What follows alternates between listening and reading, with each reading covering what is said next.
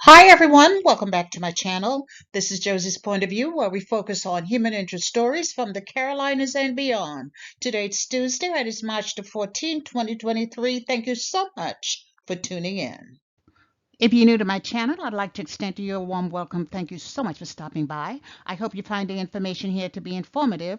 And if you're a returning viewer, thank you for coming back. You know, I always say the tide changes so frequently here on these YouTube streets, so you always have to acknowledge where your support comes from. And I want you to know I sincerely thank you for your support. Feel free to like and to share this video, and don't forget to subscribe. And our video today is entitled The Military Hidden Secret. Military families are going hungry every day. I'll provide you with a summary here, and as always, I'll place links to a few of the full articles in the description box. This video might seem a bit controversial. I'm aware of that because I'm generally very kind and very careful whenever I speak on our servicemen and women, and that's because I am a product of the armed forces. I'm very proud of having served over 2.5 decades, and all is not well. And it embarrasses me to speak on the fact that America, despite being one of the richest countries in the world and a military that many would describe as being the strongest, I'm left confused that American servicemen and women are going without food on a daily basis, and I believe it's time we started talking about it.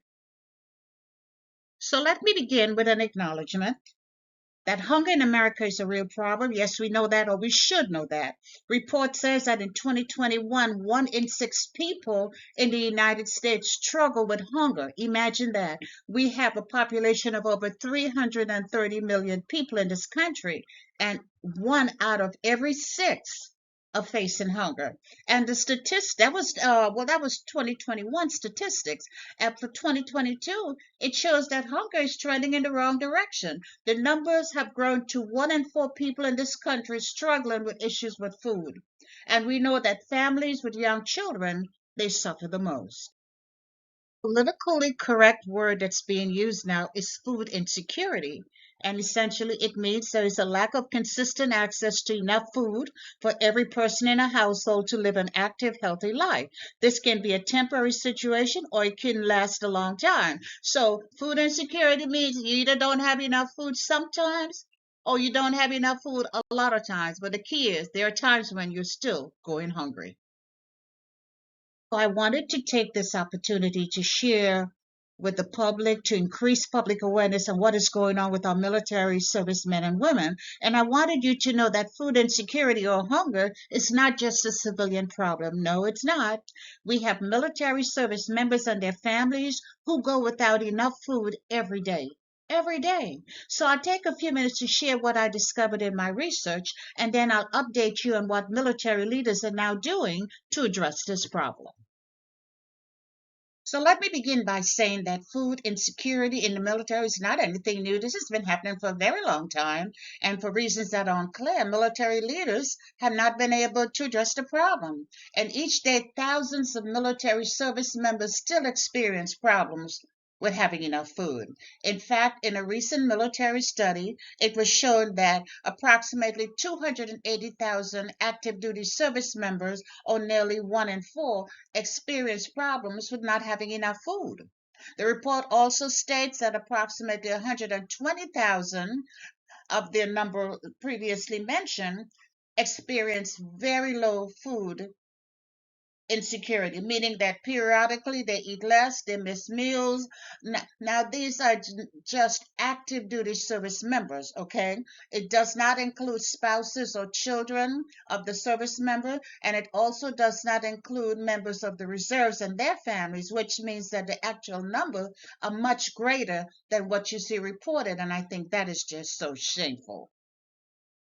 By the way, studies have also shown that despite the severity of this problem, this hunger problem among military service members who are on active duty, it's shown that only a tiny portion of needy service members are being reached by federal assistance programs that are meant for low-income citizens. The most commonly known is SNAP or food stamp. So if this is a program that's available to low-income citizens, and active duty soldiers definitely fit into this category of having low income and going hungry, how come they're not benefiting from it? Exactly what is the problem? And there are a number of reasons for that, but the most important is not wanting the command to know what's going on in their personal lives. I can tell you for a fact there's always a fear that it would affect their military career, affect their promotion, and people don't want to have anything negative that their leaders could hold over their heads, or things that might make them seem not so upright, not so strong, but appear to be weak and defenseless. Because one of the first things a commander might say is you're not able to take care of their family, not always realizing that it's their responsibility to make sure that you can take care of your family. And the same folks you could tell your problems to, some of those same folks would in a second deliberately use that information against you. The military is no different. It happens there as well.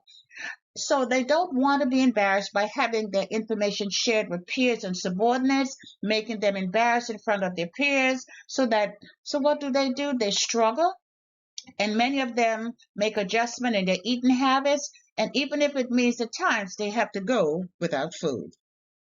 I saw this article last month from a New York Post publication, and it focused on how military families in New York are coping with food insecurities. And I wanted to say the same things that they're doing up there. It's the same things that you find in other areas as well, relying on food pantries, getting second jobs whenever they can. In fact, a large number of soldiers take on second job just to survive.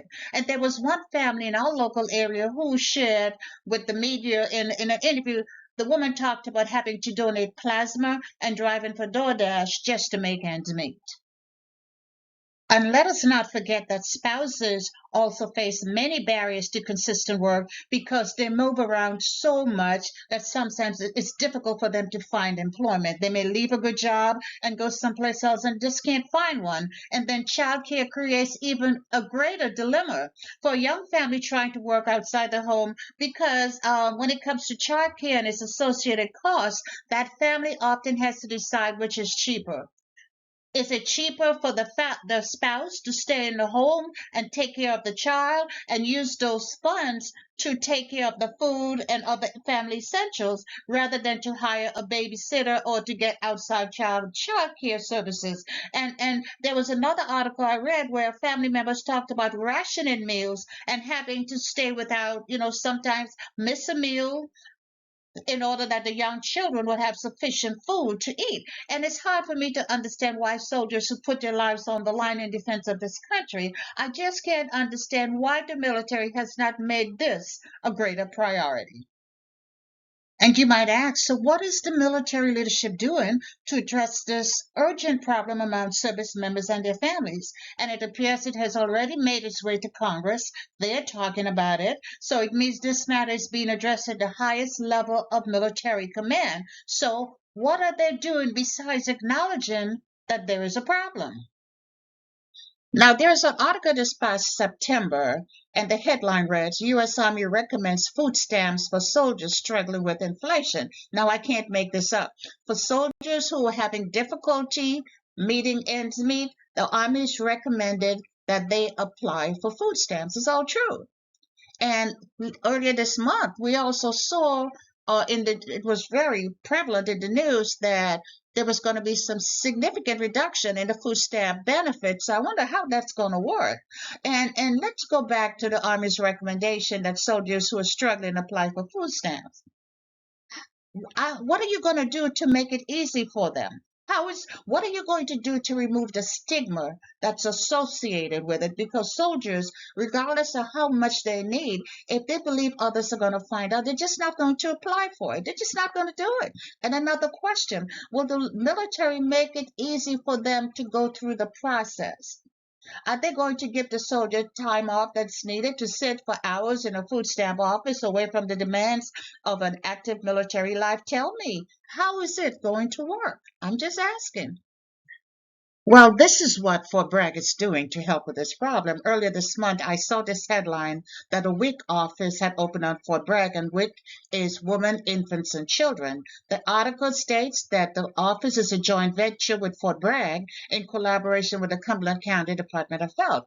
And the overall objective is to increase access to food and healthy nutrition for Fort Bragg families. And this is what I found very interesting. Those eligible must be mothers or pregnant, have infants, or children under the age of 5 and must be added 185% of the poverty level. Imagine that, using the term 185% of the poverty level and military service members and their families in the same sentence.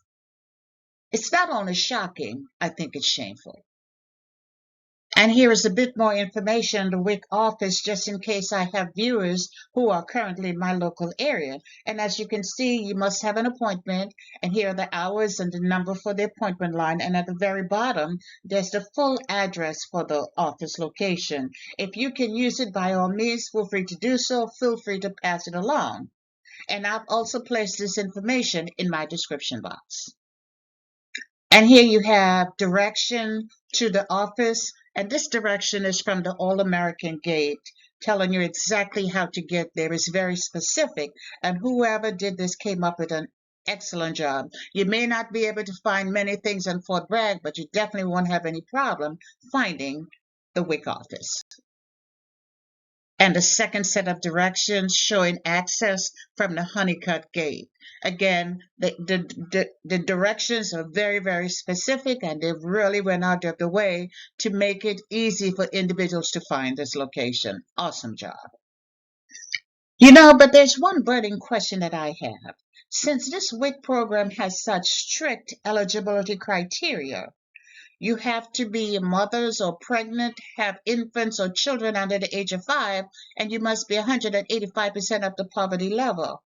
My question is, what about everybody else? What about those who don't fit into that criteria? Are you supposed to go hungry? I'm just very surprised that the media is not taking this and running with it. Maybe, and just maybe, we need to divert some of that, all of that money we're sending to countries all over the world, and we need to take some of that and feed our militaries and their families. Some might disagree, but that's just my suggestion, because no soldier in this country should ever have to go hungry, not in America. And that's all I have for you right now. Feel free to leave me a comment below and let me know what you think about this video. And by all means, feel free to like it and to share it.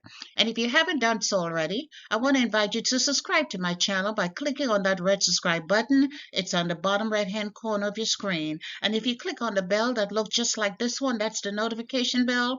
If you click on that notification bell, you'll be the first to know whenever a new video is uploaded. I thank you for watching, and I'll talk to you soon. Bye.